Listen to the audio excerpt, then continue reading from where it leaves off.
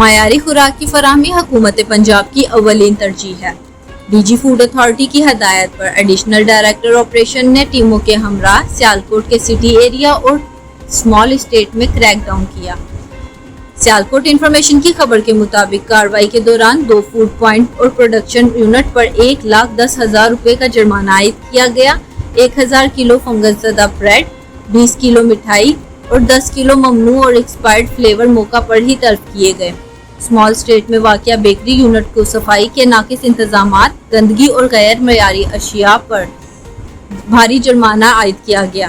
Food authority کے ترجمان کے مطابق ناقص خوراک سے فوڈ پوائزننگ اور دیگر بیماریاں لاحق ہو سکتی ہیں۔ عوام سے اپیل ہے کہ کسی بھی شکایت کی صورت میں 1223 پر رابطہ کریں۔